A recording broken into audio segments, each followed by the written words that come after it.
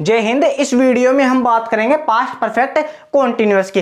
Past perfect continuous समझने से पहले आपको परफेक्ट कॉन्टिन्यूअस समझ में आना चाहिए कि परफेक्ट कॉन्टिन्यूअस क्या होता है। जैसा कि इसके नाम से पता चल रहा है कि कोई काम परफेक्ट भी हो गया मतलब कंप्लीट भी हो गया और वो अभी कंटिन्यूअस में भी है। मतलब कुछ ऐसा काम जैसे इतना काम है और इतना तो कंप्लीट हो गया, ये तो हो गया अपने आप में परफेक्ट और अभी भी कंटिन्यूअस प्रोसेस में, तो ये है अभी कंटिन्यूअस, तो बन गया परफेक्ट कॉन्टिन्यूअस। मतलब जो काम कंप्लीट भी हो जाए, कुछ कंप्लीट हो जाए और कुछ अभी प्रोसेस में है, तो परफेक्ट कॉन्टिन्यूअस। अगर इसके साथ प्रेजेंट टाइम जोड़ दें तो वो काम फिलहाल में थोड़ा कंप्लीट भी हो गया और थोड़ा अभी कॉन्टिन्यूअस प्रोसेस में चल रहा है। और अगर इसके साथ टाइम जोड़ दे पास्ट, तो मतलब वो काम पास्ट में थोड़ा कंप्लीट हो गया था और पास्ट में कॉन्टिन्यूअस प्रोसेस में था। तो चलिए बिना देरी के इस वीडियो की शुरुआत करते हैं। इस टेंस की पहचान है कि हिंदी शब्दों की क्रिया के अंत में से रहा था, से रही थी और से रहे थे इसके हेल्पिंग ऑफ हैड बीन। अगर आपको कभी भी परफेक्ट कॉन्टिन्यूअस की हेल्पिंग ऑफ याद करनी हो तो जो भी परफेक्ट की हेल्पिंग ऑफ होती है उसी में आप बीन लगा दो तो वो बन जाएगा परफेक्ट कॉन्टिन्यूअस। जैसे पास्ट परफेक्ट की हेल्पिंग ऑफ थी हैड, तो उसमें लगा दिया हैड बीन, और प्रेजेंट परफेक्ट की हेल्पिंग ऑफ थी हैव और हैज, और उनको प्रेजेंट परफेक्ट कॉन्टिन्यूअस बनाया तो हमने जोड़ दिया हैव बीन और हैज बीन।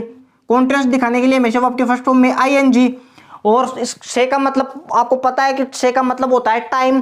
टाइम दिखाते हम दो प्रीपोजिशन से, पहला सिंस और दूसरा फॉर। सिंस का यूज होता है पॉइंट ऑफ टाइम के लिए और फॉर का यूज होता है पीरियड ऑफ टाइम के लिए। अब इस एग्जांपल को सोल्व करते हैं।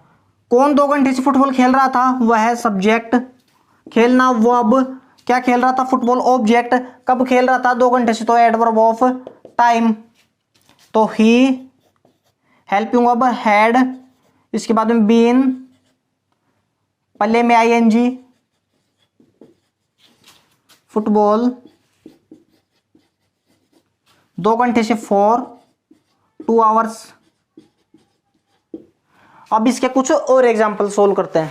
वह सुबह से फुटबॉल नहीं खेल रहा था, मतलब सेंटेंस नेगेटिव है। नेगेटिव में मैंने आपको बता रखा है कि हेल्पिंग वर्ब और मेन वर्ब के बीच में नोट आ जाता है।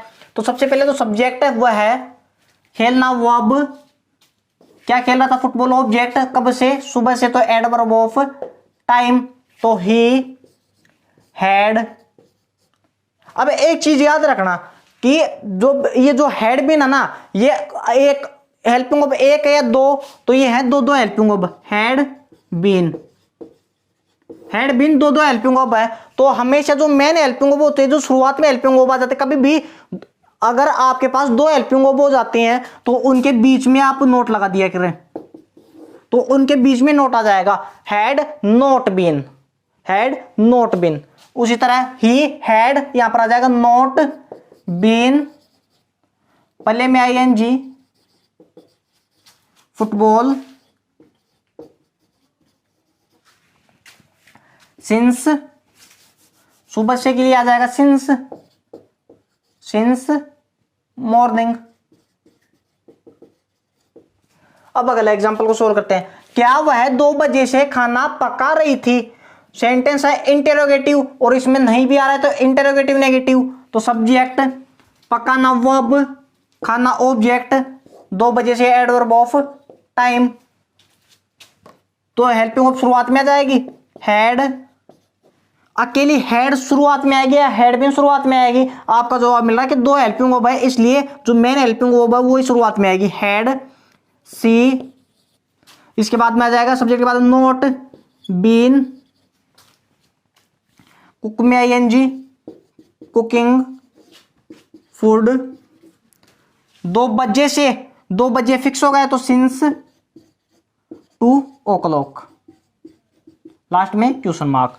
तो दोस्तों उम्मीद है आपको ये वीडियो बिल्कुल समझ में आई होगी। आपकी टेंस की सीरीज यहीं पर खत्म होती है। आपको एक डाउट आ सकता है कि आपने फ्यूचर तो करवाया नहीं। मैंने आपको टेंस की बेसिक वीडियो में बता दिया था कि फ्यूचर कोई भी टेंस नहीं होता, फिर भी हम फ्यूचर को सोल्व कर लेंगे। आपके एग्जामिनेशन लेवल पर केवल प्रेजेंट और पास्ट का ही हमें यूज देखने को मिलता है, लेकिन फिर भी हम फ्यूचर को सोल्व कर लेंगे। फ्यूचर